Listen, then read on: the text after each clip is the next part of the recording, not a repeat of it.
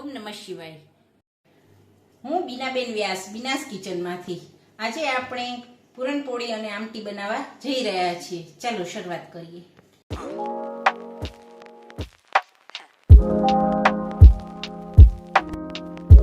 સૌ પ્રથમ આપણે ચણાની દાળ બાફવા મૂકીશું, જે મેં 3 કલાક પલાળેલી છે। આ પાણી બારે ઉભરાય નહીં તેના માટે આપણે થોડું તેલ એડ કરીશું અને હવે આપણે ઢાંકણ ઢાંકી દઈશું। આના માટે આપણે 5 થી 6 વિસલ કરવાની રહેશે। હવે આપણી આ દાળ બફાઈ ગઈ છે સરસ। આપણે એને નિતારી લીધી છે, પાણી બધું જ કાઢી લીધું છે। હવે તેને આપણે પૂરણ પાત્રમાં પીસી લેશું। ચાલો હવે હું તમને બતાવી દઉં કેવી રીતે આને પીસાય। આ પૂરણપોળી તમે ગોળમાં પણ બનાવી શકો, ખાંડમાં પણ બનાવી શકો। હું ખાંડમાં બનાવવા જઈ રહી છું। જો આવી રીતના આપણે પીસી લેવાનું છે। આમાં તમે ખાંડ પણ નાખી દો તો ચાલે।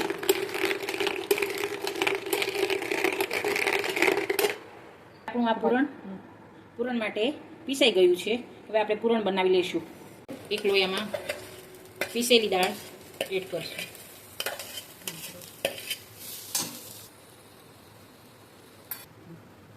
આપણે તેમાં ખાંડ ઉમેરીશું।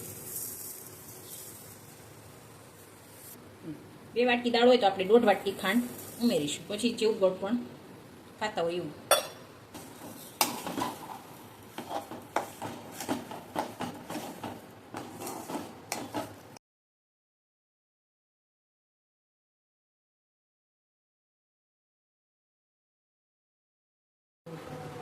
જ્યાં સુધી આ પૂરણનું પાણી બધું બળી ન જાય અને ઠીક ન થઈ જાય ત્યાં સુધી આપણે હલાવતા રહીશું। જો આ પૂરણ આપણું હવે ઠીક થઈ ગયું છે થોડું થોડું। જ્યાં સુધી આપણો આ તવીથો આમ ઊભો ના રહે ત્યાં સુધી આપણે શેકવાનો છે। હજી આ ઢીલું છે તેથી આપણે હજી એને શેકી લેશું।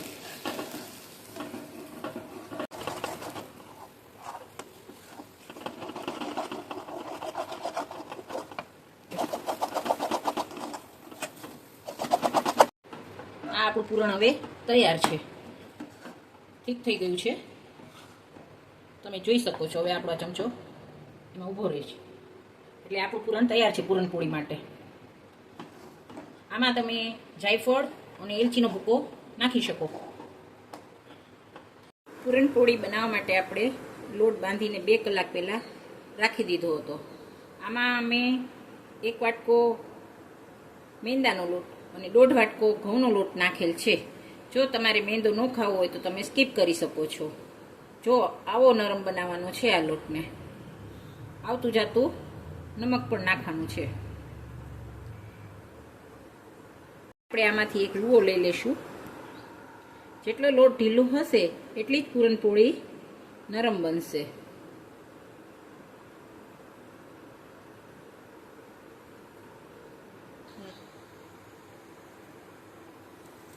આ લુઆમાંથી હવે આપણે પૂરણપોળી બનાવીશું।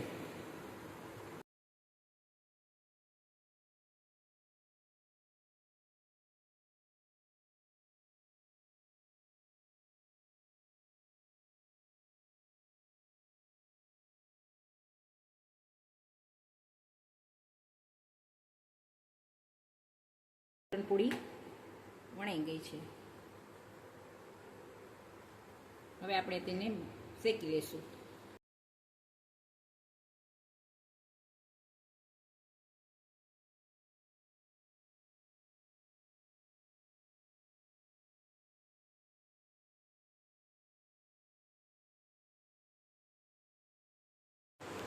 તૈયાર છે આપણી પૂરણપોળી। જો એકદમ ફૂલીને દડો થઈ ગઈ છે।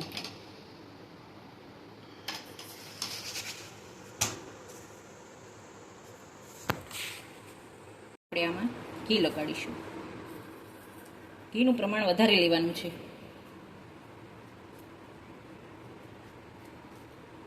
જેટલું ઘી નાખશો એટલી જ સ્વાદિષ્ટ લાગશે।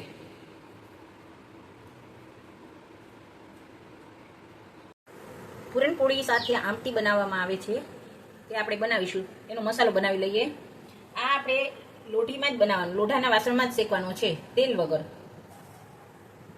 પહેલાં આપણે ડુંગળી શોધી લઈશું। ડુંગળીનો કલર જ્યાં સુધી ન ફરી જાય ત્યાં સુધી આપણે એને શેકવાનું છે લાલાશ પડતી.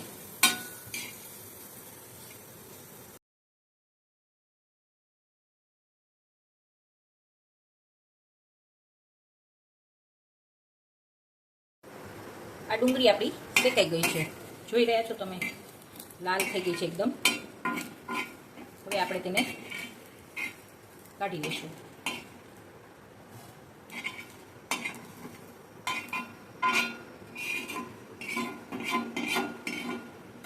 હવે તેમાં આપણે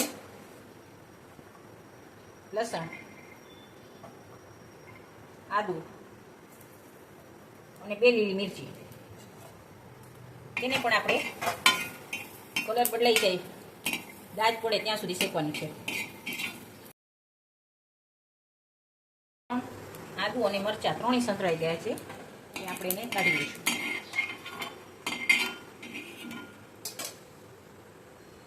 હવે આપણે એમાં છે ને સૂકા મસાલા શેકવાના છે.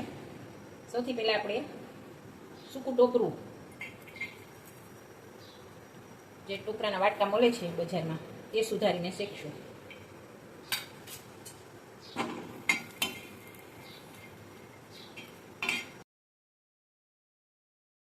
ટોપરું પણ શેકાઈ ગયું છે, તેને પણ કાઢી લઈશું. હવે આપણે ધાણા શેકીશું.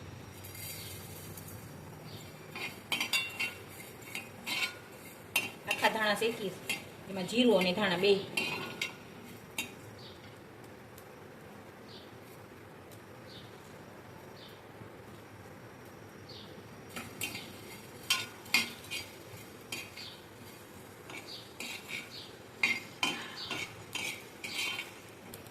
હવે આ ધાણા અને જીરું પણ બંને શેકાઈ ગયા છે, તેને પણ ડીશમાં કાઢી લઈશું.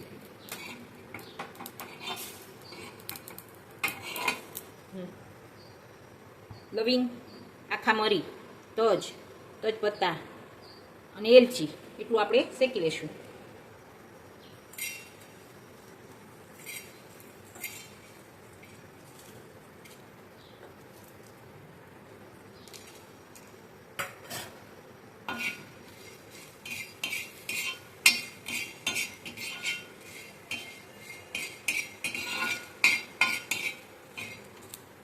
હવે આપણા ગરમ મસાલા શેકાઈ ગયા છે.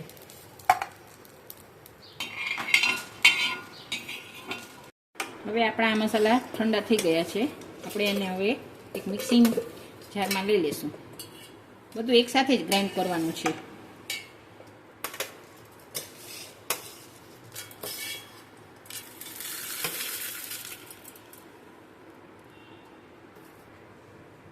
આપણે એમાં થોડીક ધાણા ભાજી ઉમેરીશું.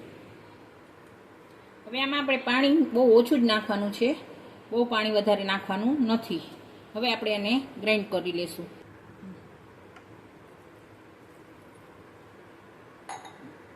આપણો મસાલો હવે પીસીને તૈયાર છે. આને મરાઠીમાં વાટણ કહેવાય છે. એનાથી આપણે આમટી બનાવીશું. હવે આપણે બટાજી આમટીનો વઘાર કરી લઈશું. વઘારમાં તમારે તેલ થોડુંક સહેલું લેવાનું છે.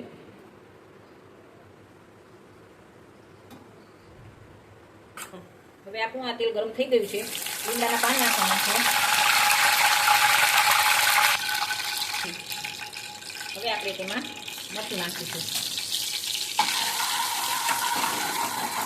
અને તરત જ આપણે બનાવેલી પેસ્ટ નાખીશું, જેથી મરચું ન બળી જાય.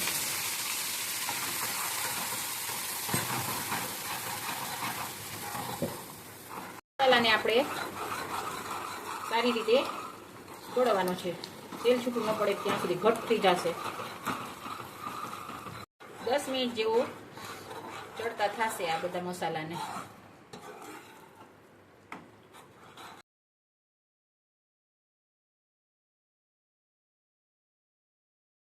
આ મસાલો આપણો સંતરાઈ ગયો છે. હવે આપણે તેમાં ચણાની દાળનું પાણી જે નિતારી લીધું હતું તે ઉમેરીશું.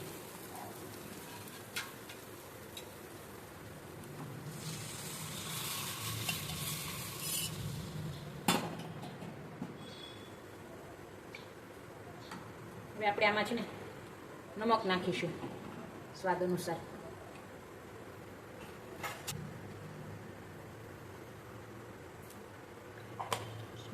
હવે આપણે આને ઉકાળી લેશું. બહુ ઘાટી ન હોય, પાણી જેવી જોઈએ. તેથી આને આપણે થોડી વાર ઉકાળીને ઉતારી લઈશું. આ વઘાર બધો ઉપર આવી ગયો છે ઉકળીને. હવે આપણે તેમાં આમલીનું પાણી એડ કરીશું ખટાશ માટે. જો તમે આમલી ન ખાતા હોય તો લીંબુ પણ નાખી શકો.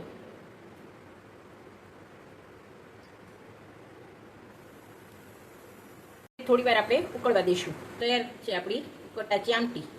પૂરી, આમટી, દૂધ અને ઘી રાઈસ. તમને મારી રેસીપી જો ગમી હોય તો લાઈક, શેર અને સબસ્ક્રાઇબ કરજો. Thank you.